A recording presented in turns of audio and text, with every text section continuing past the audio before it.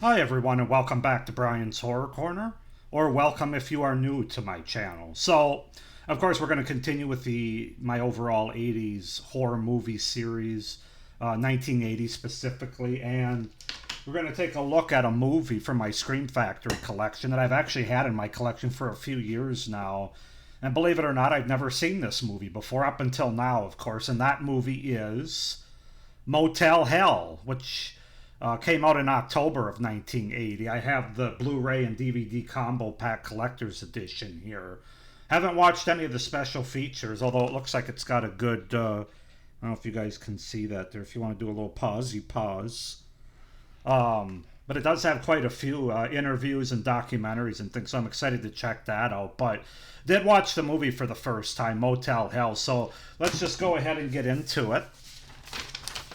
So, Motel Hell is a 1980 American comedy horror film directed by Kevin Connor and starring Rory Calhoun, Nancy Parsons, and Nina Axelrod. The plot follows farmer, butcher, motel manager, and meat entrepreneur Vincent Smith. He wears a lot of hats in this movie, who traps travelers and harvests them for his human sausages. So that sounds pretty interesting. Farmer Vincent Smith and his younger sister Ida live on a farm with an attached motel named Motel Hello. Vincent's renowned smoked meats are actually human flesh. He sets traps on nearby roads to catch victims. He buries the victims up to their necks in his secret garden, then cuts their vocal cords to prevent them from screaming. They are kept in the ground and fed until they are ready for harvest. Ida helps Vincent as they both see the victims as animals. Vincent shoots out the front tire of a couple's motorcycle. The male, Bo, is placed in the garden, but Vincent brings the female, Terry, to the motel. Sheriff Bruce, Vincent's naive younger brother, arrives the next morning. Vincent tells Terry her boyfriend died in the accident and was buried. A trip to the graveyard shows his crude grave marker. With nowhere to go, Terry decides to stay at the motel. She gradually becomes attracted to Vincent's honest manner and folksy charm, much to the dismay of Bruce, who tries to woo her without success. So yeah, that's sort of the setup, the premise, and the beginning of Motel Hell from 1980. As far as the cast goes, we have Rory Calhoun as Vincent Smith, Paul Linke as Sheriff Bruce Smith, Nancy Parsons as Ida Smith, Nina Axelrod as Terry, and Wolfman Jack as Reverend Billy. So yeah, that's to set up the premise and the cast for Motel Hell. I had a good time with this movie. I mean, it is a comedy horror, as it says at the beginning. On Wikipedia, some people consider it a slasher. I don't really think it is. I guess I could see where it definitely has slasher elements to it. But I think comedy horror is probably the best way to describe this. Not even horror comedy. To me, when they have horror comedy versus comedy horror, it's kind of where's the weight more? And in this case, I think it is more on the comedy than the horror. Now, the idea of this movie is certainly horror. But the tone and the atmosphere of it is definitely more comedy. So I think comedy horror film fits pretty well. But I had a good time with it. I really did. For what it is, I thought that it was fun. So let's just get into it with the things that I liked about Motel Hell. And obviously it has a really unique and original premise that I haven't really seen explored in other movies, certainly other horror movies. Basically, where you have these butchers and motel worker or manager farming people like animals or crops. It's a really creepy idea that's also pretty ridiculous at the same time. But this movie stands out aside from other not only horror movies from 1980, but the whole decade of the 80s. It stands out in that regard because of that premise and how different and interesting it is. So I really like that. I love how they come up with the title of this movie. As I mentioned, it's Motel Hello is what they manage, this motel, which of course is off the beaten path. It's out in this kind of side country, not a highly populated area, which is typically not in these kind of horror movies. But Motel Hello, and the fact that the O in Hello throughout the movie flickers on and off until it completely blows out at the end, after the damage of the movie's been done, to give us Motel Hell. I just thought that was really cool. It's really just kind of a fun idea. Um, Really cool and fun. So yeah, I really like how they got the title. I really enjoyed and liked the characters of Vincent and Ida, the brother and sister. Despite the fact that they're the evil characters in this movie, or the characters that we're not supposed to like, they just do both those characters are just kind of charming and likable, especially Vincent. I found their chemistry as brother and sister to be really good, although at times a little bit weird. I'm not sure if Ida's trying to get in Vincent's pants or not. There's a little bit of an incestuous relationship there that kind of comes across, but I thought they had good chemistry. Um, I found them to be, like I said, more likable than you'd normally get in with what they're doing. I mean, considering what they're doing is pretty evil. But I think it's in part because of the great performances by Rory Calhoun and Nancy Parsons, who play the brother and sister. They both really embrace the story, I feel like, and the characters that they're portraying and the type of movie that they're in here. I mean, they're not trying to play it straight or anything. They play it. I mean, well, they're not overly silly, especially Rory Calhoun. He has like the perfect. He's like the perfect performer in this movie because he can't help but be sort of charming, but at the same time, charming and likable. But at the same time, what he does, he's really sold into what he's doing in an evil sense. And I just thought that he. I haven't seen Rory Calhoun and other things. I know he was. I know he's been around for a long time before this movie.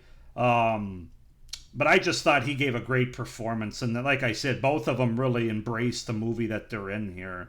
Um, the movie has a fun, lighthearted atmosphere and tone throughout it that it sticks with. It doesn't go back and forth between comedy and horror. I mean, it sort of maintains the same lighthearted, more comedic tone throughout the movie. And a lot of times movies don't do that. Evil Dead 2 comes to mind, where it's not quite sure which way it wants to go, and it doesn't work as well for me anyway as a result.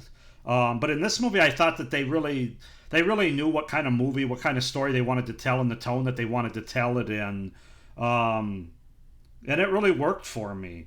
It doesn't take itself too seriously, obviously. Overall, it's just a fun with some dry and satirical comedy, especially dry comedy. I would say they're not trying to make jokes like outward in the same way that Return of the Living Dead does, which I love, by the way.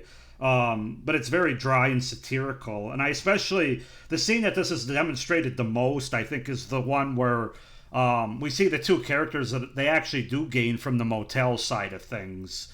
The dominatrix woman and sort of the submissive simp guy, if you want to say, where they rent a motel room for their bedroom escapades, basically.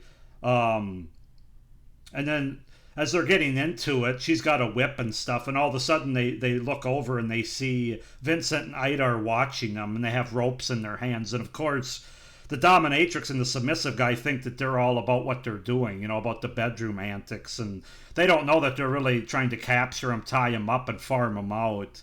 I thought that was really just funny the way that the characters were going back and forth there with the dialogue and stuff. Oh, you're going to tie me up, all right. And they go, yep, we're going to tie you up. It's just that back and forth, and the misunderstanding between the characters was a lot of fun. That was probably my favorite scene in terms of more of the comedic, dry aspect of the movie, dry humor. I think they have a good third act and confrontation where we get a nice chainsaw battle with some funny moments at the same time. One of the great lines in this movie, among many great lines, is when Farmer Vincent's on the cusp of death after the chainsaw battle, and he says, "I've been a fraud this whole time. I have preservatives in my meats," and that was just a really funny line, kind of a tension breaker at that time.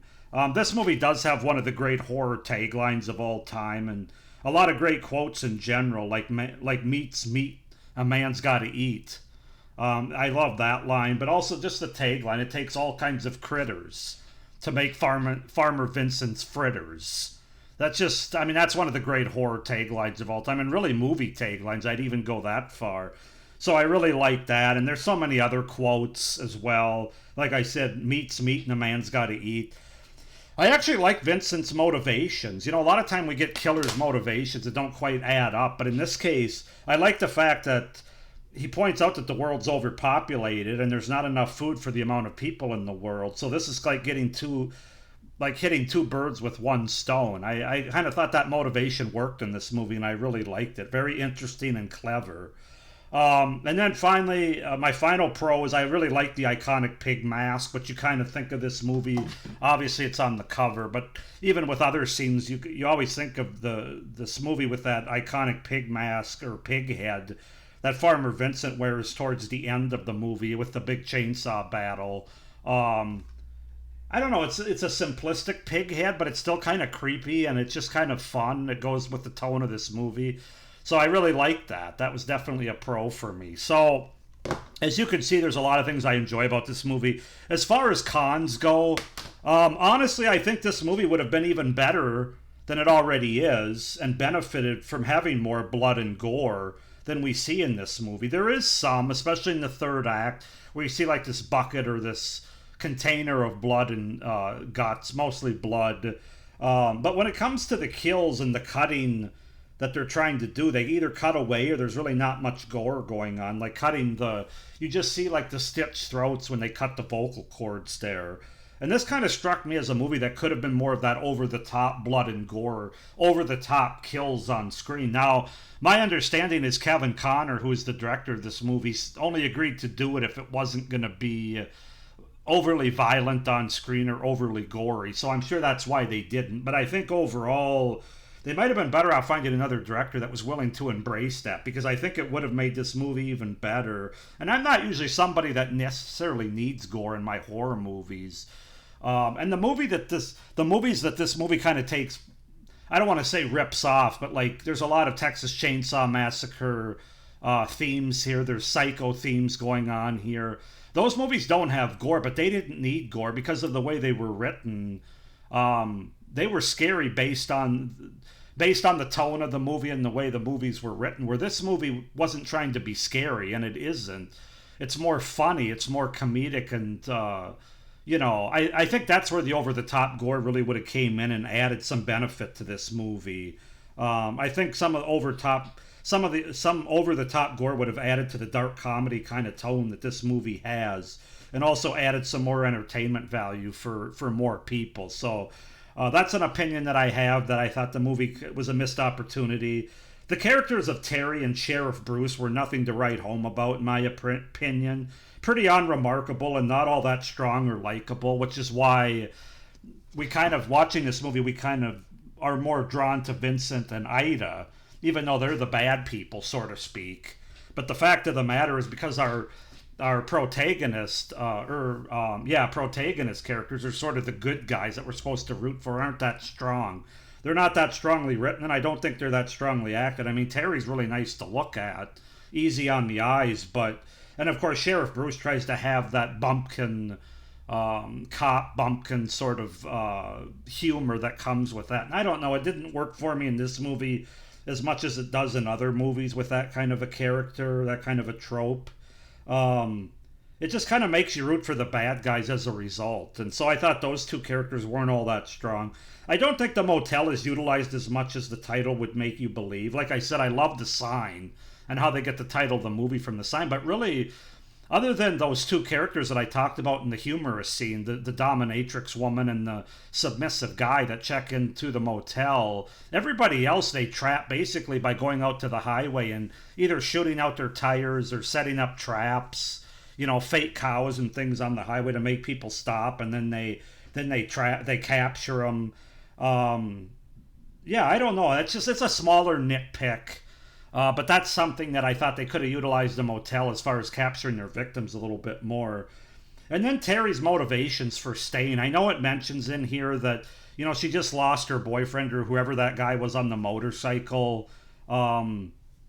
She has nowhere else to go, so she decides to stay at the motel. But being so attracted to Vincent, despite the fact he's like 40 years older than her, I don't know. Some of that is a little bit hard to get behind. But again, you're talking about a butcher and a motel manager that's farming people in the ground and putting them in their sausage. So, how seriously or how much are you really going to think about that aspect of the movie? So, Yeah, that's what I've got, guys. Overall, this is a really fun, entertaining movie that's not scary, has some humor to it, but some really, really good performances and fun characters in Vincent and Ida by Rory Calhoun and Nancy Parsons. I like Motel. Hell, I like the premise here, and even though, like I said, I think it would have been nice if they would have made it a little bit gorier, that over the top gore and blood, but it is what it is. This is an 8 out of 10 movie for me, given what it is, given the fact that it's a comedy horror.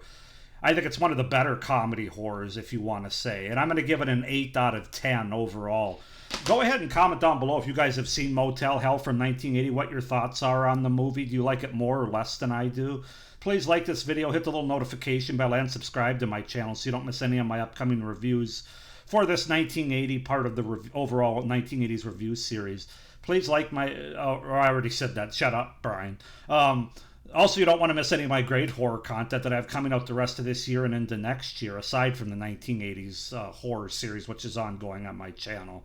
So with that being said, I hope everybody's doing well. I hope you're enjoying this review series overall. And as always, stay scared. Bye.